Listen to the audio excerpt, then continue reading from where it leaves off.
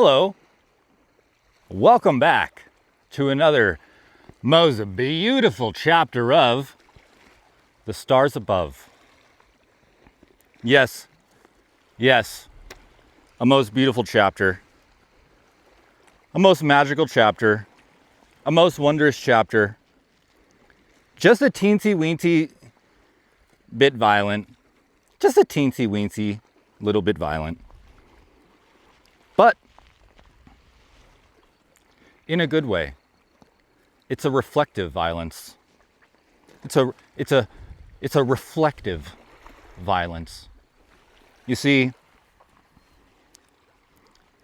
this chapter happens to dive back into Icarus's past, a very troubled area of his past, a very foggy, troubled, violent, deflective, projective area of his lousy past. But it is not his childhood.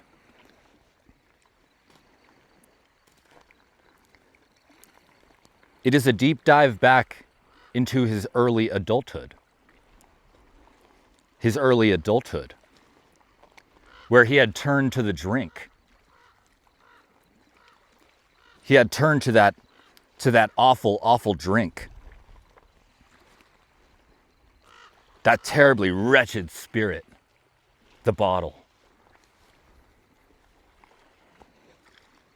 And drugs. Bad drugs. It is what made him so violent. It is what made him so deflective, so projective. He could not face himself because he was turning to the bottle. He was turning to the drug. And it made him violent. And he must face that. He must face that. So yes, this is a very beautiful chapter. It is a deep dive into a part of Icarus's lousy, just wretched early adulthood. So I suppose that brings me to today's sponsor.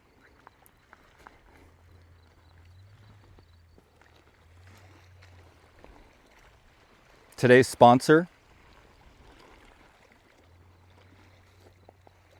Stop.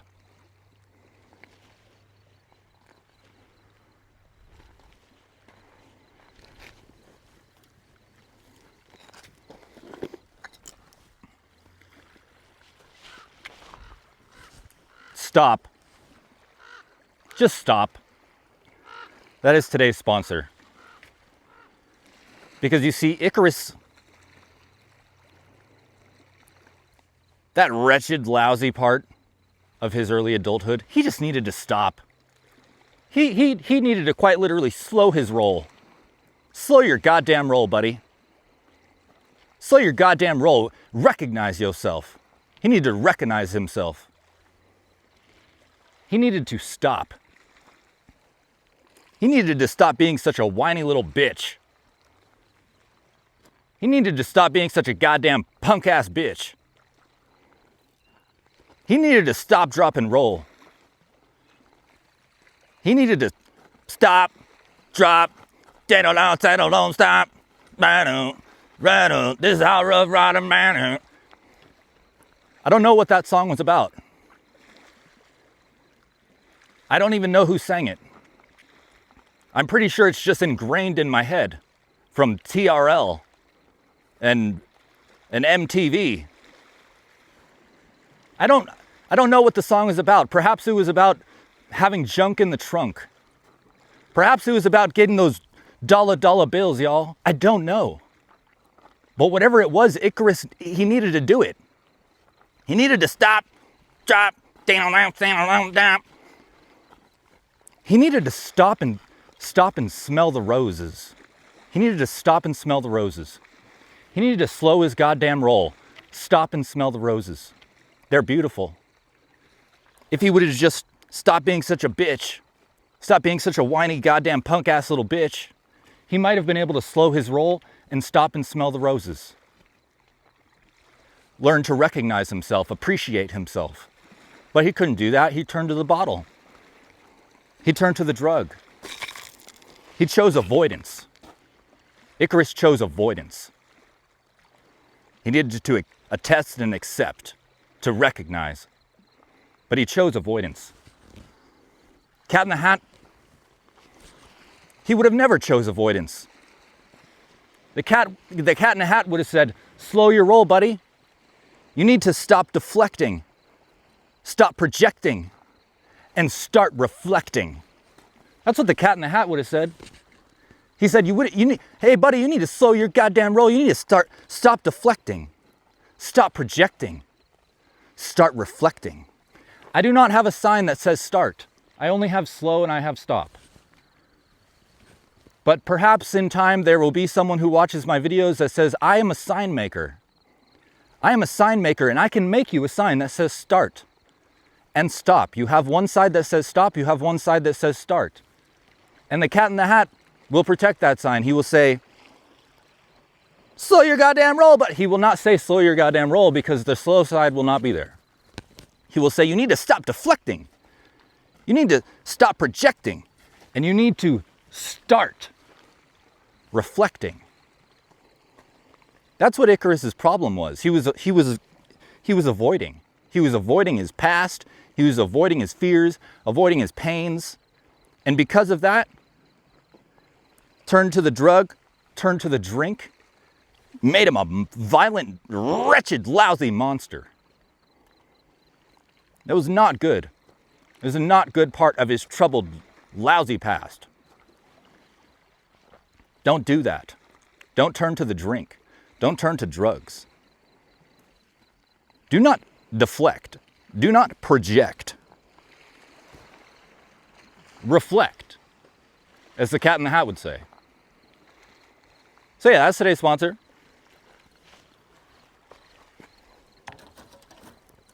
I don't know if you can see, oh my gosh, so freaking beautiful. They're just chilling. They're just chilling, watching over. Hello. I'll catch up with them later. Also, I suppose, shout out, honorary mention sponsor, Pockets, Pockets, Pockets.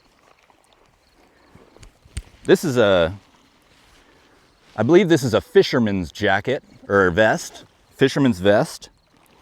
I found it at the thrift store. It might be a fisherman's vest, but I would more call it an adventure vest because it basically would carry everything that I need to survive in the wilderness. If I were dropped into this wilderness, into this vast desert with nothing but this pockets vest, perhaps some jean shorts, some jorts, fully equipped. If I was fully equipped, chapstick, pouch of tobacco, maybe little vials of some water. I couldn't fit a full pickle, but if I sliced pickles and I put them into little Ziploc bags and I put them in the pockets, and then there's this back pocket. I can't get it open, but it's really big. I could literally fit like 600 strands of licorice in there. I wouldn't want to fit so many big pickles back there without being chopped up and in a Ziploc bag because I think that it would just get everything wet and vinegary, and I wouldn't want that. But yeah, anything that can essentially fit into the pockets, if I was dropped into the vast desert, I think that I would be just fine, you know? I really would like the Cat in the Hat to be able to see what's going on. It's like kind of bothering me that he can't, but whatever, I guess it doesn't matter. So yeah, that's today's honorary sponsor, Pockets. The first sponsor was Stop, Drop, They don't own that. Also, stop being such a whiny little bitch. Stop being such a punk ass bitch. Stop and smell the rose bushes. Stop, drop, and roll. Slow your goddamn roll. Stop, drop, slow your goddamn roll. I feel like there was another one. Yes, stop deflecting, stop projecting, start reflecting. That is arguably the most important one. Chapter 11. There's a fast speedboat. I should tell them to slow. Excuse me, slow down. There are children at play.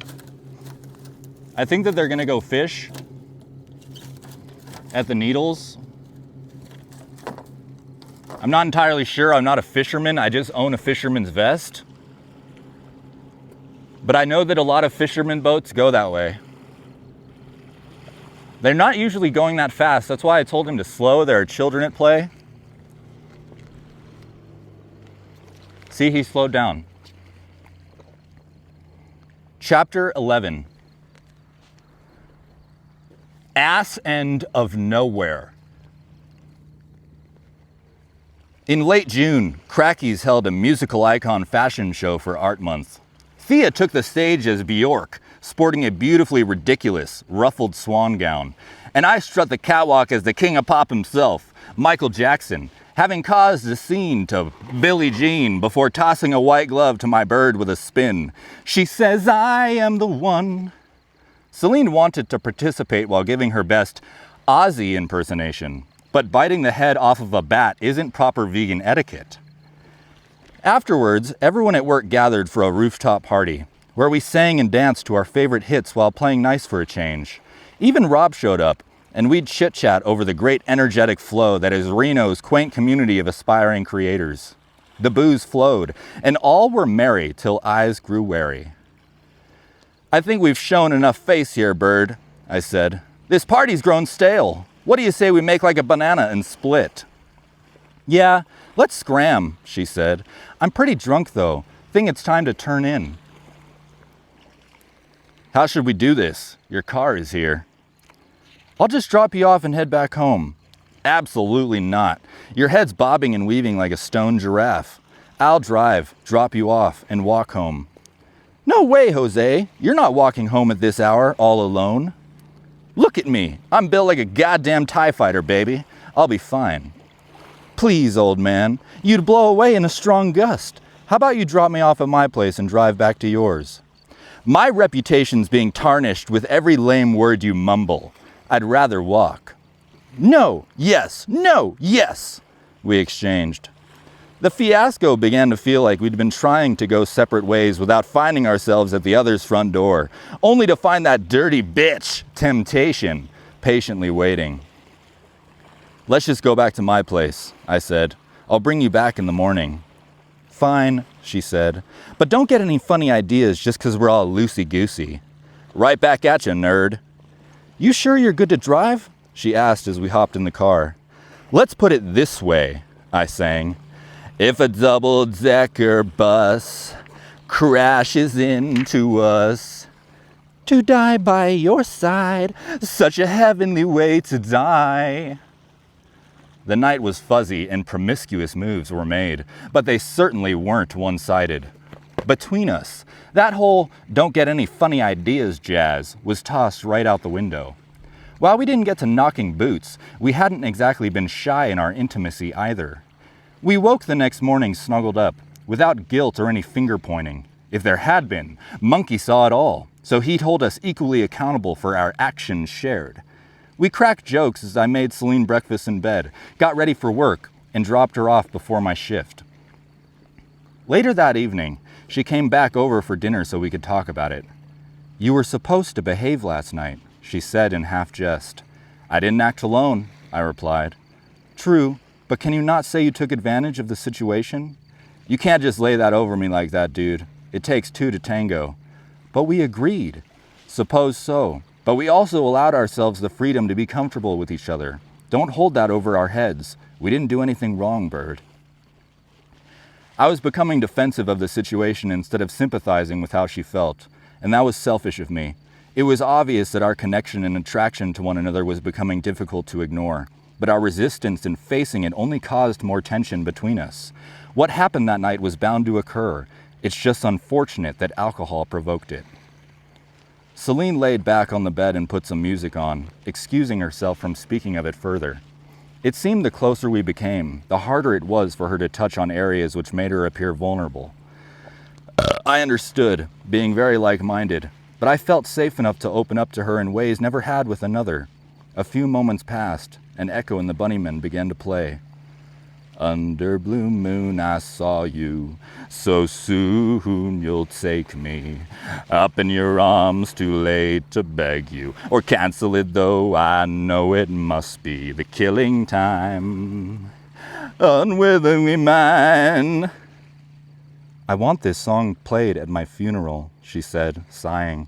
Is that sad? No, Bird, I said, smiling. I find it rather beautiful. In starlit nights I saw you, so cruelly you kissed me.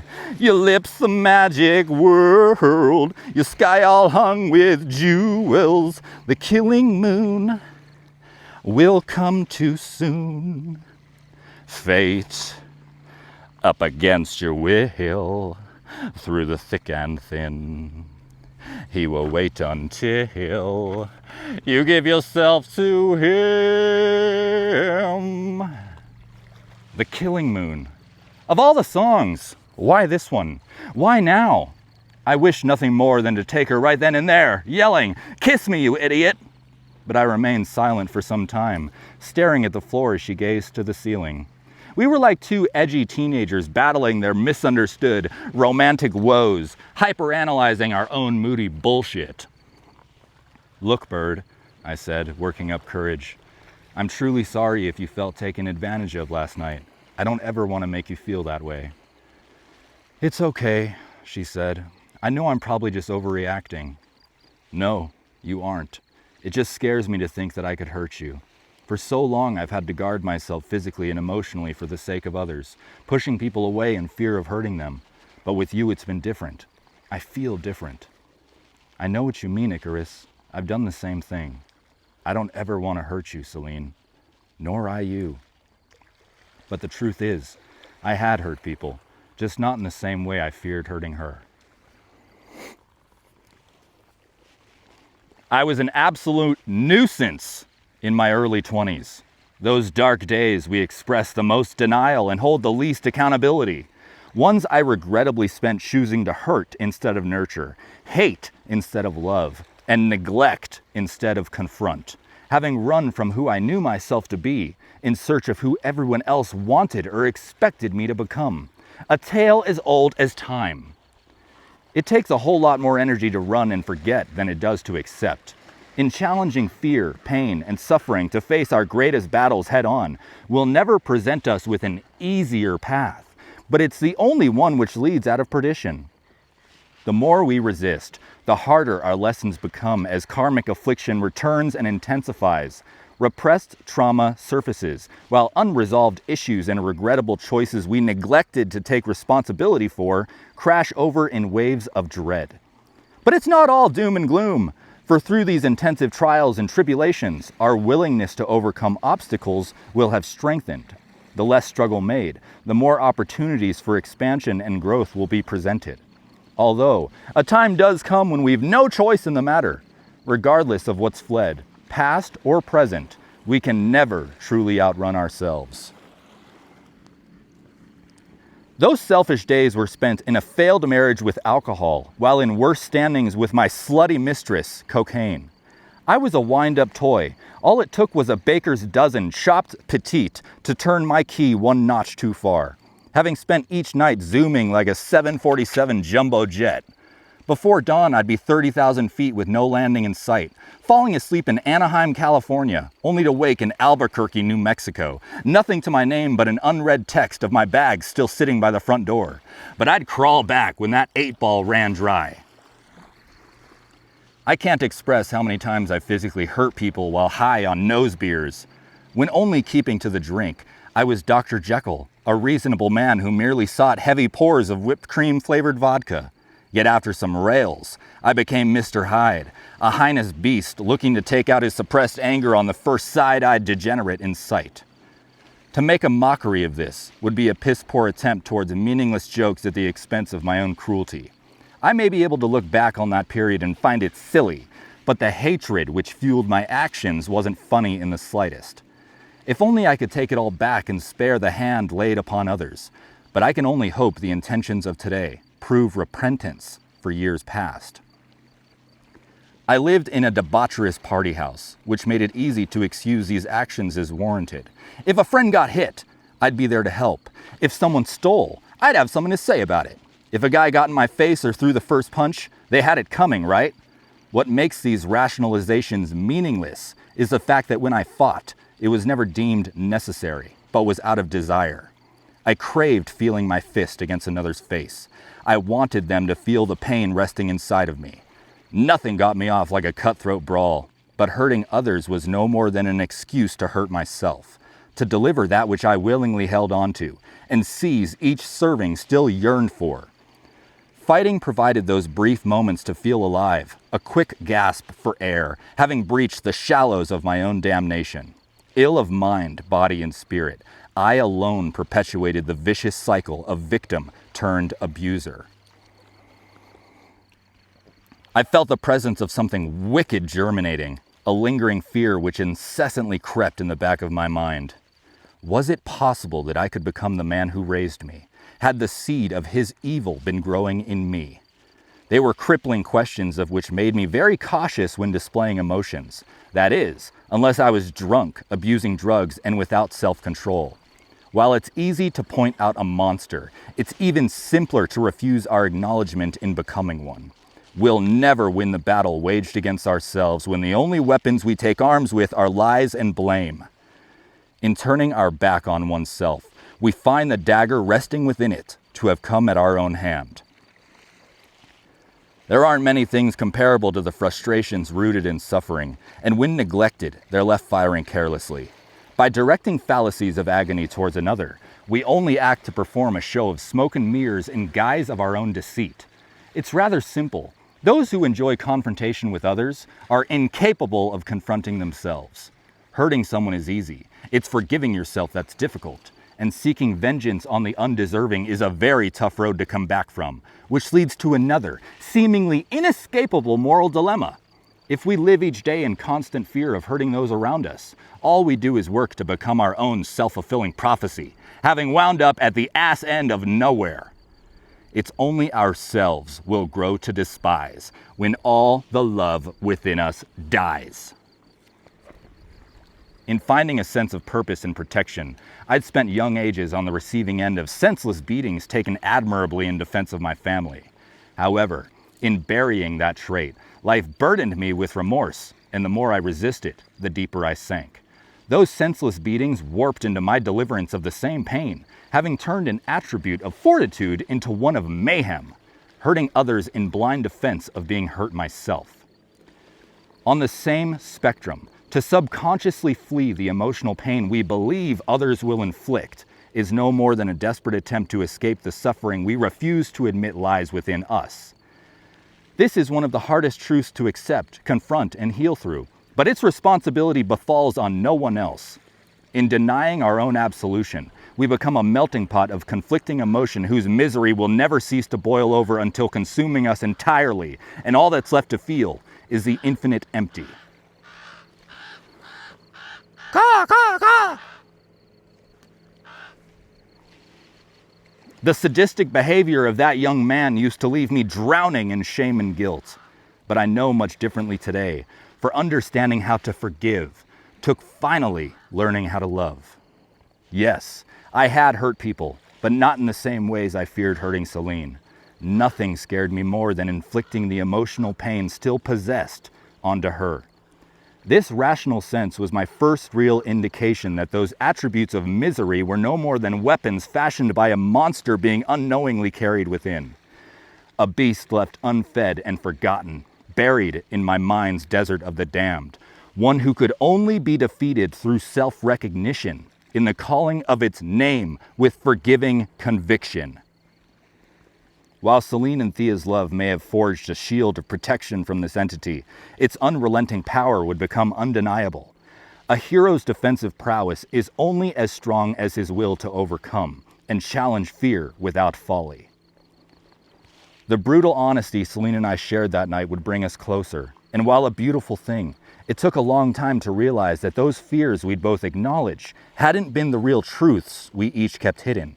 They were masks of superficial maturity, worn to minimize harm, having lacked authentic self-awareness. Just like me, for the entirety of Celine's life, she'd been turned on, let down, and left forsaken. Our irrational fear of causing each other pain was only a guarded projection in fear of receiving it. It wasn't hurting the other we were so frightened of, but being hurt ourselves. I held my head down for some time, dwelling on the actions of my past and lasting regret, so lost in thought that I didn't even notice Celine had left my side. Breaking the silence, she called me from the kitchen with a crack in her voice. "Icarus," she said, "can you come here?" I stood slow, finding her eyes to the floor as I approached, trembling in hesitation. Before getting the chance to speak, she wrapped her arms around me. I rested my chin on her head as she dug an ear against my heart, twin thumps sharing a singular beat. I hadn't held her in such a way before, nor anyone for that matter, so protectively, like a child in need of nurturing, as if holding myself. She whimpered softly, I'm sorry. It's just, sometimes I'm no good with words." I chuckled under my breath, squeezing her a bit tighter. "There's nothing you'll ever have to be sorry for, Bird," I whispered, "and there's nothing needed to be spoken." "Psst," she whispered back. "Well, maybe one thing." "What's that, little one?" I replied, meeting her eyes. "Well, I just thought you should know. Your breath, it reeks of cigarettes and sriracha." "And your hair, that of mothballs in an old wicker basket." "Never change, you big foul-breathed bandersnatch." "Never will, you cocky little jabberwocky." Having shown each other our scars, in the safety of Celine's arms it began to fade, that primordial fear of being so mortally wounded. That part of me kept buried, much like she had, having learned to hide it as a child while feeling to have lived a lie. For you see, the last time I'd ever been honest about it, I was taken away from the only one trying so hard to protect me from it, my mother. Safe in Celine's arms I remained, yet far back I'd float to a past quickly catching up with me. Another memory, where all trust was stripped from my being, fearful of the world and those around me, but most of all, myself, and the materialization of that monster gone unspoken, left unfed.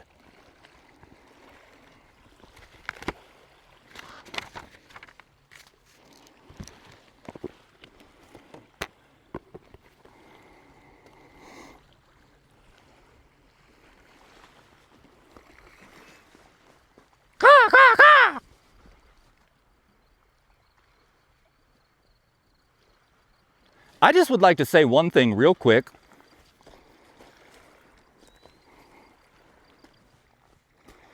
I am so goddamn proud of myself for that reading because I do not think that I made a single mistake. And that has not happened.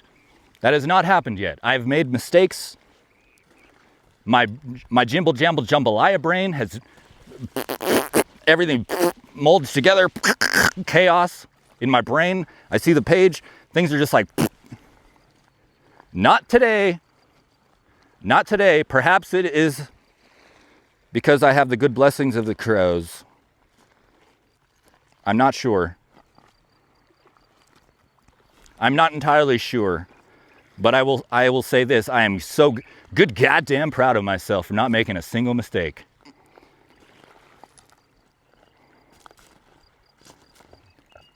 But what a beautiful chapter that was. What a vulnerable chapter that was. To have such deep reflection. Earlier, those lousy early 20s, no reflection whatsoever. But now, he is beginning to reflect. Icarus is beginning to reflect. He is beginning to recognize those issues. And while I'm sure he will continue to make mistakes, the important thing is he has begun to see. He has begun to see. That is what is important.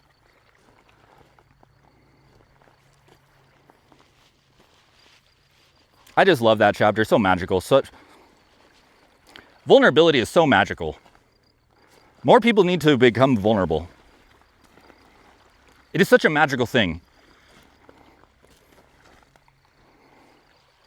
If you perhaps are not that much of a vulnerable person, go out into the big whole wide world. Just give it a try. Give it a try. You got nothing to lose. You got absolutely nothing to lose. Just stop and smell the rose bushes. They smell so good. They smell so beautiful. Stop, drop, and roll. Slow your goddamn roll. Stop, drop, jibby job. Doesn't matter. But today's sponsor matters. Stop deflecting. Stop projecting. Start reflecting. That's what matters. That's today's sponsor. Also, sub-sponsor, Pockets. Get yourself a fisherman's vest. You can do literally so many things with it. I'm pretty sure that you can survive basically in any wilderness with a fisherman's vest. Fully equipped. It needs to be fully equipped. It cannot have nothing. So get yourself a fisherman's vest. Some friends have joined me up on the rock. I'm going to go say hello to them. Thank you. Have a wonderful day.